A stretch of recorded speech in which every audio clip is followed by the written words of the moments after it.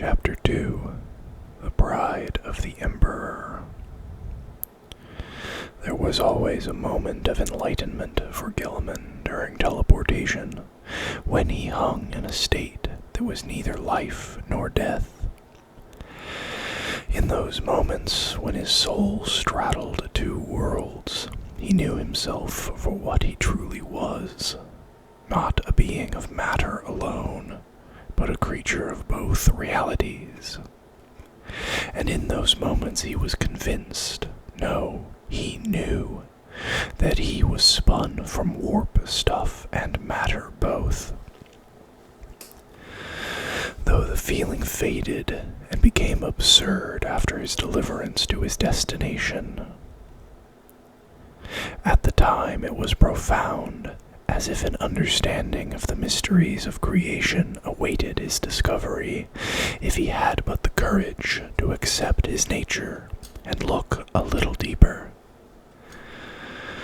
He had the courage, but he never looked. Damnation lay that way. Temptation passed, the sense of enlightenment fled. A blaze of light delivered him and his warriors back into ignorance and to their target. The afterlight was slow in dispersing, putting them at risk of attack while they were half blind. Gilliman tensed, ready to fight, but no challenge came. Greasy wisps of warp energy contorted themselves out of existence, leaving the boarding party in darkness. It was darker than a terrestrial night, but systems in his helmet aided his superior eyes in creating a grainy image of the void ship's interior. For a second, Gilliman thought himself lost, cast into the Imperium itself. He looked upon a scene drawn from Lonely Nightmare. In the centuries since the end of the heresy, Gilliman had fought demons. He had trodden the surface of worlds changed by the unclean touch of chaos. He had seen through windows of flesh, conjured by sorcerers into depthless dimensions of evil. The interior of the Bride of the Emperor was of similar ilk. As intended, the boarding party had emerged within the triumphal way, the great corridor running the length of the Bride of the Emperor. Once, the massed chapters of the legions had marched its length in celebration of Fulgrim's victories for the Imperium. But those days were lifetimes dead, and the derelict avenue was empty. The warriors of Ultramar were a lonely island of blue. Gilliman's Invictaris suzerains scanned their surroundings, shields and legatine power axes held in anticipation of an attack that did not come. Handheld auspexes whined and chimed out the all-clear. Lamps stabbed out from suit mountings, their pools of bright illumination dancing over vile shapes. Thiel was the first to break the silence. "The triumphal way," he said. "It has changed. A century of years is more than enough time for evil to do its work," said Gilliman. "The Emperor's children have fallen far," said Andros. Cogitator systems built into the armor of reason highlighted points of interest and threat for Gilliman automatically. He examined them all curiously. The Primarch's engineered brain was capable of processing a phenomenal amount of information. That had always been his special talent. He listened in to the battle chatter of the fleets and the quiet order exchanges of his squads as they spread out.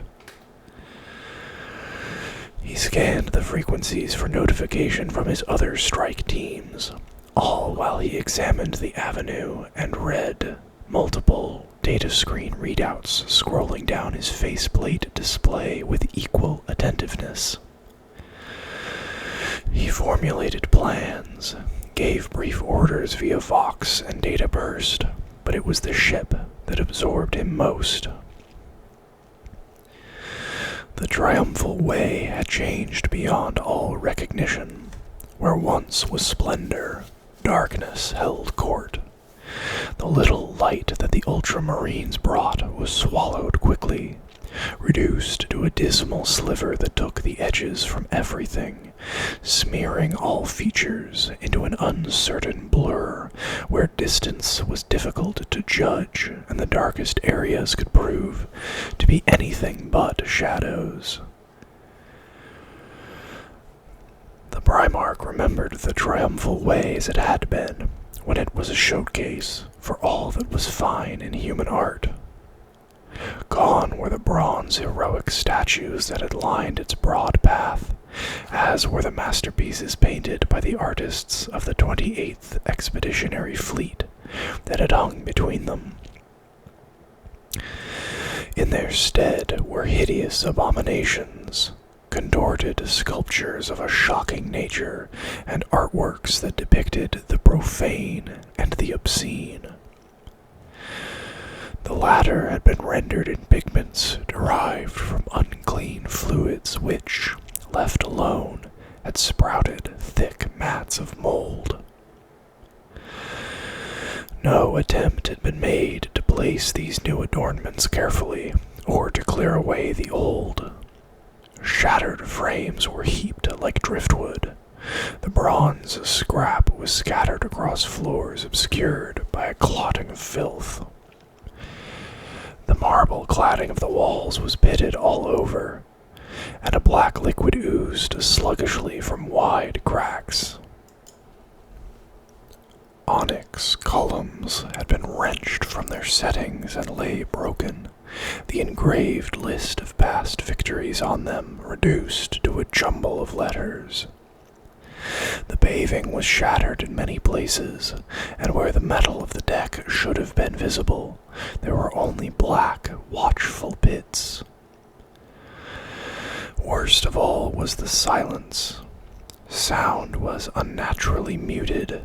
Battle raged outside, and the ship was under heavy bombardment. But unlike the Gauntlet of Power, whose halls rang to explosions and the howls of overworked machines, the Bride of the Emperor did little but shiver from time to time, like a giant stirring in its sleep. No light flashed through the high armor-glass windows at the avenue's apex. Only darkness was visible. Discordant music drifted from somewhere. 3 screams issued from another direction, shockingly close.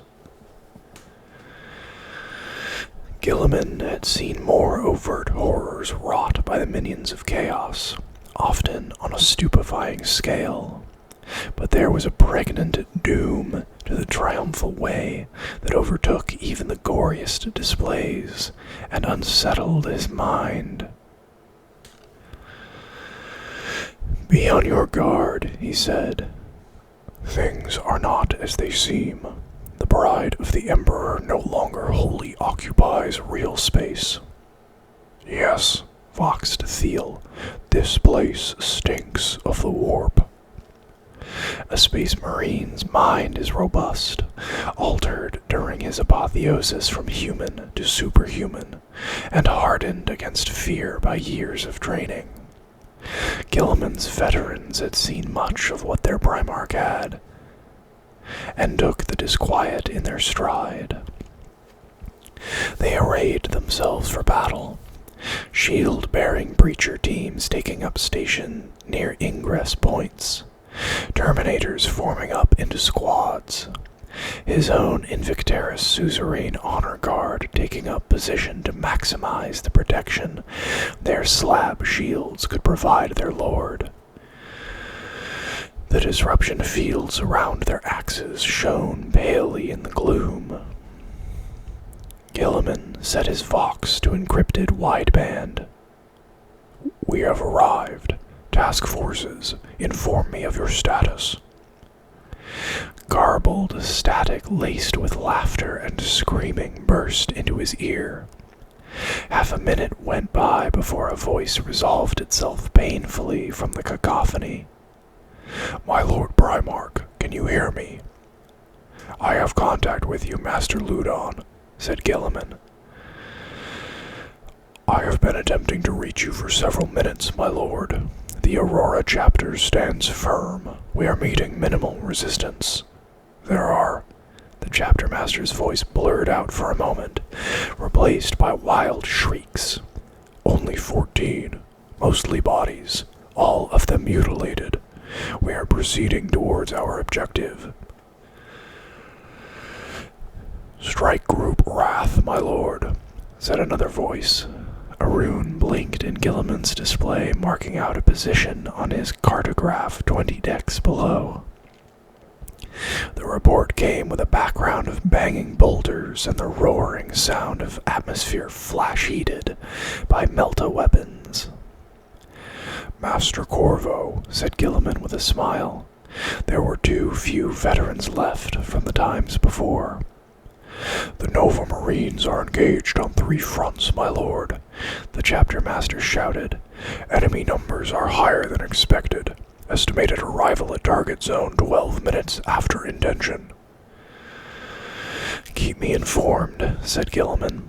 His own group remained unharried. He switched through to the other task forces.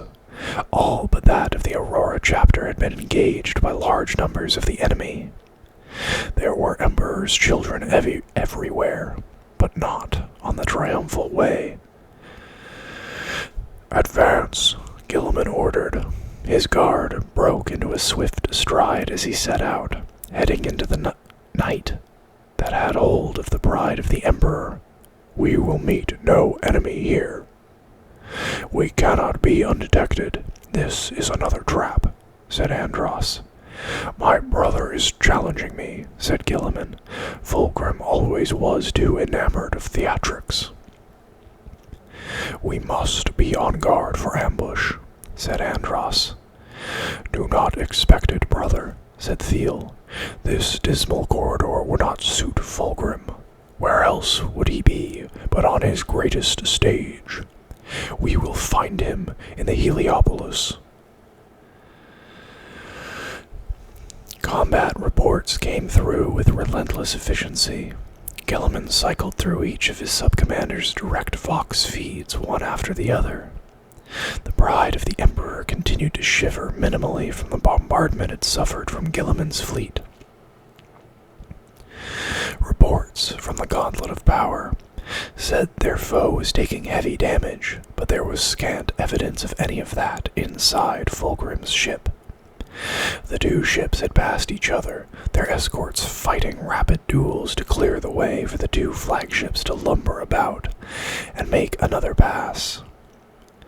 Lesser ships succumbed to concentrated firepower as other vessels lent their might to the struggle.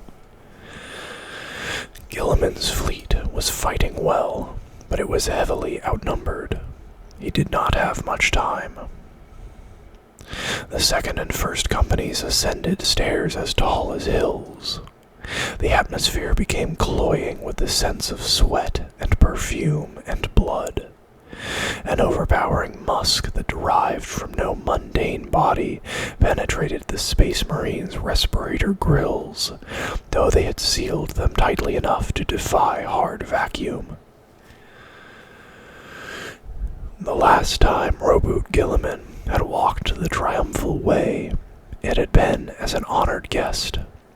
The Emperor's children had lined the stairs and landings in their hundreds, and bright light had sparked from their artistry as they saluted him.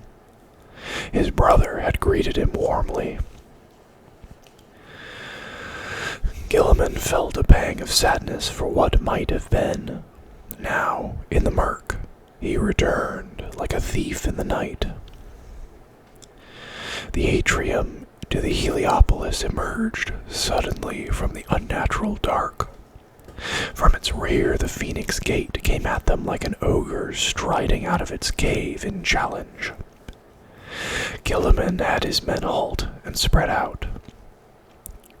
The reports from the other strike groups crackled in his helmet, interrupted by hellish screams and moans, as, with sorrowful eyes, Gilliman took in what Fulgrim had done to the Phoenix Gate. In the days before the war, the Phoenix Gate had been a masterpiece of the sculptor's art. Together, the closed bronze gates had depicted the crowning moment of Fulgrim's life. The Emperor still stood there, holding out the Palatine Aquila to Fulgrim, whose figure also remained. The giving of this honor was the ultimate display of respect from their father, and the gate had been a reciprocal show of devotion from his son. Behind the two figures, a crowd looked worshipfully on. In all other respects, the gate had changed. The rich artwork was much abused. All over the soft bronze had been cut artlessly with profane symbols. The figures behind the two principal actors had been reworked into cavorting, lewd things of unnatural origin. The work was of variable quality. Some of it was executed with skill, other parts crude, and its inconsistency destroyed the careful illusion of depth its original sculptor had created. Originally, the lesser figures had subtly drawn the eye to the principal actors of the piece. Now these background characters clamored for the eye's attention, overwhelming the Emperor and his son. Only Fulgrim's legion had been permitted to display the personal symbol of the Emperor. The irony of the honor weighed heavily on Gilliman's heart. Fulgrim had been pompous, vainglorious, boastful, and proud, but his better qualities had outshone these foibles. Examining the wreck of the door's art hardened Gilliman's heart. The Aquila's eyes had been hacked out. The head of the Emperor had been gouged from the relief and replaced with a mess of bones lashed together with blackened sinew. Fulgrim's face was now a moving mask of silver, which shifted almost imperceptibly through a range of expressions, all of which were hateful variations on sneering arrogance. His body, too, had been changed, made multi-limbed and serpentine, in a manner that suggested it had always been this way. It depicted him as a savage god, rich with potency, though it could not match the truth of his new form. "He will be within, waiting," said Gilliman, running his gaze over the vandalism one more time.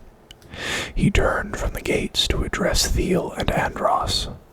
"Await me here."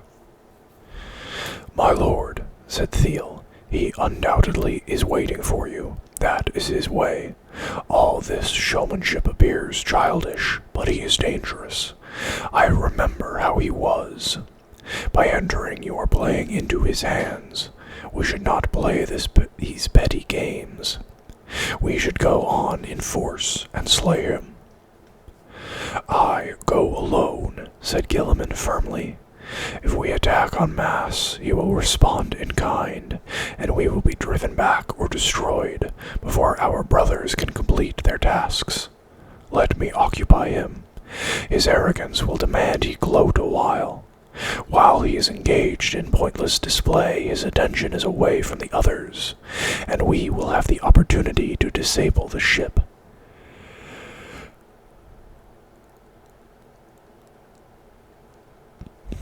"He will want to fight you," said Thiel. "He will," agreed Gilliman. "He may ambush you," said Andros. "That is unlikely," said Gilliman. "He will want to prove he is better by feat of arms." "He will kill you, my lord. Do not do this," said Thiel. Gilliman stared back, his expression hidden by the muzzle of his helmet. "I must fight him." Do you truly believe you can beat him? Asked Thiel. I do not know, answered Gilliman after a pause. Thiel looked away and sighed. His helm rendered it as a growl. I fear there is more to your desire to face your brother than practicality, my lord. What do you mean by that? The ship trembled as a heavy hit burst its way inwards, perturbing the unnatural serenity of the craft. Pride doomed your brother, said Thiel simply. Pride undoes the mightiest. Do not be proud, my lord. Are you not proud, my son? I am proud, said Thiel, to be ultramarine, to have you as my gene-sire, to have fought with you for so long, but I am not proud enough to let it kill me. Gilliman smiled beneath his helmet. You have not changed, Aenid. Fear not. I will not let pride doom me. Stand aside but for the moment. Guard my back. If I cannot best Fulgrim alone in combat, come when I call, and we shall give him the honorless death he deserves. My lord, said Thiel, relieved. It will be so, added Andros. Reluctantly, the sons of Robert Gilliman stood away from the doors. The Primarch placed his palms flat upon their defiled metal and pushed. He expected them to creak and squeal, but they opened soundlessly, emitting a gust of foul-smelling air as they parted. Nothing but darkness was beyond, closer yet than that in the triumphal way. Gilliman entered the Heliopolis, and the gates swung closed behind him.